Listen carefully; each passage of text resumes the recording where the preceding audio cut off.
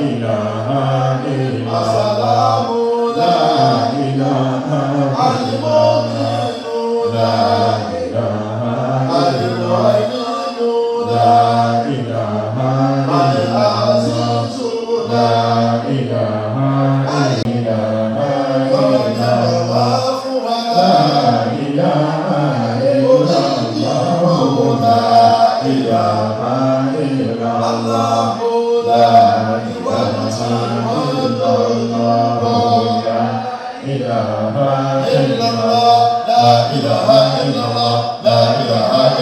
La ilaha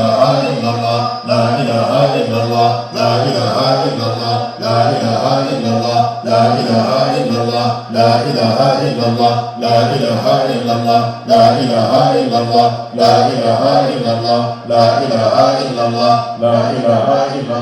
la ilaha al-azizu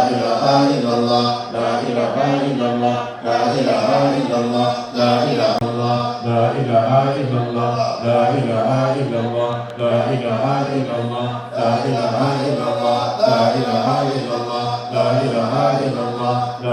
illallah.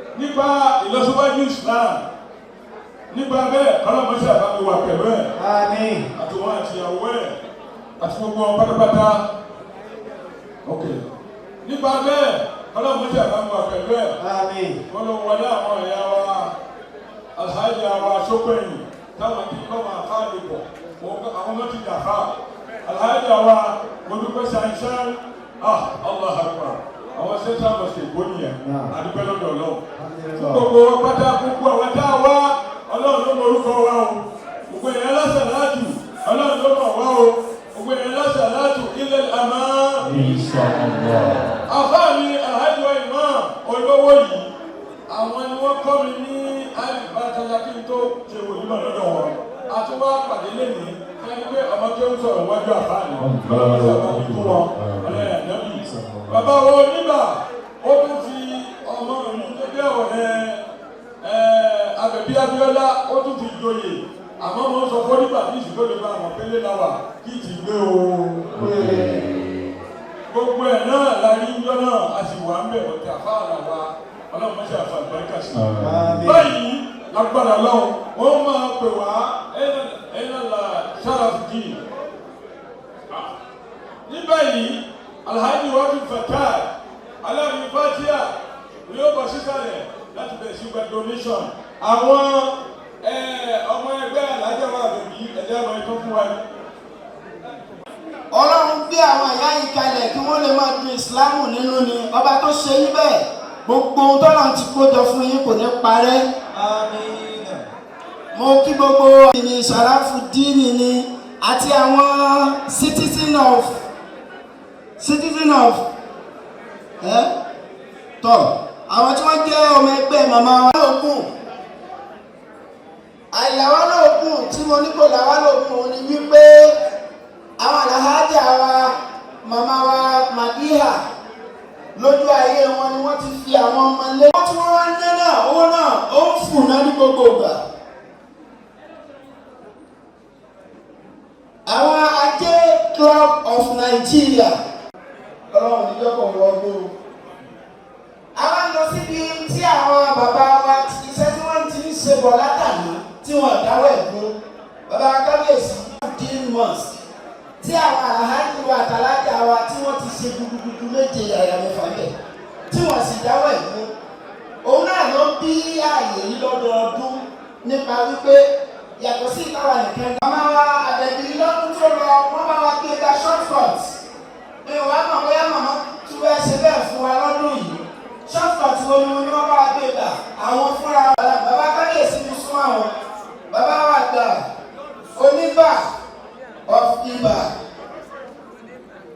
bàbá wa di authority Allahu Akbar ẹ bá gbé ọlọ́run tóbi. láṣì tí owó sì ṣàyẹ̀dì lọ́dọ̀ mi òun tí bàbá fún wa yìí èyí tẹ́ ẹ tó mọ̀ àbí máa náà ṣe ẹni wọ́n ní máa náà ṣe bàbá gbèrú sí kó máa dàgbà sí bàbá ọlọ́run yìí wọ yìí o ìlú òbí tí ká máa ń lórí o ọba tí ká yín tó lásìkò yín ibà yí padà àyípadà rere dé bá ibà. bàbá kábíyèsí tí wọ́n á tún lọ́dọ̀ wọn Allahu Akbar. wọ́n sì ń bẹ bí wọ́n bá gbọ́ fílò owó ìdààmú pa wọn wọ́n ní sílẹ̀ lórí ẹ̀dọ̀ ìyá àná bàbá amáyé tẹ̀sí fọ́lọ̀ ìsàwọ̀ ọba kábíyèsí Najmudeen alátẹ̀sán of Atẹ̀sánland àwọn náà ti fún wa ní owó ńláńlá ọlọ́run ní tó tán lọ́wọ́ ẹlẹ́lẹ́. ta ló tún kàn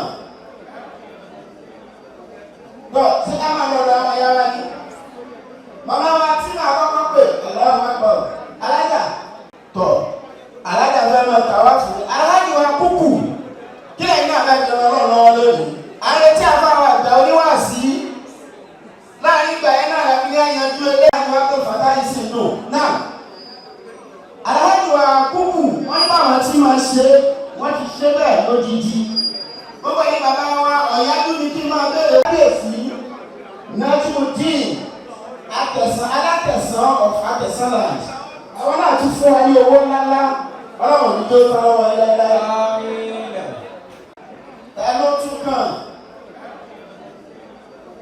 gbọ́ tí a máa lọ́dọ̀ àwọn ayá wa ní màmá wa tí màá kọ́kọ́ pè Allahu Akbar alájà alájà wa tó fàtàlì sí inú náà alájà wa kúkú wọ́n ní báwọn tí máa ṣe wọ́n ti ṣe bẹ́ẹ̀ lójijì gbogbo yìí bàbá wa ọ̀yájú ni kí n máa bẹ̀rẹ̀ owó àwọn àfáà nǹkan káyọ̀ túbẹ. ọ̀dọ̀ àwọn màmá wa bàbá wa Lájídé Òní bàbá ọba bàbá onígbà tí ní ẹwà gbowó àwọn àfáà wọ́n ní kí màmá wa lórí mọ́ wa Allahu Akbar. bàbá wa Lájídé Òní àwọn náà fún wa ní owó ńlá ọlọ́run ní tó tán wọn lẹ́lẹ́.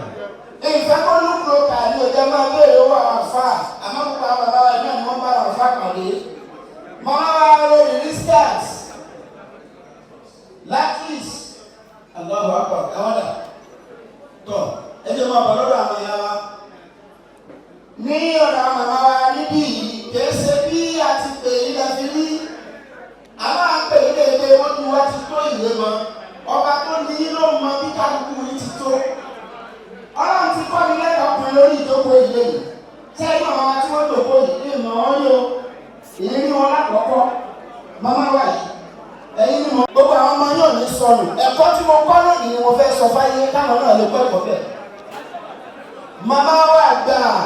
Màmá wa jí Mrs. Gbójúbọ́lá. Alájà wa Tọ̀yíbà. Mo Gbójúbọ́lá. Àyìnkẹ́. Ìyá àdínì.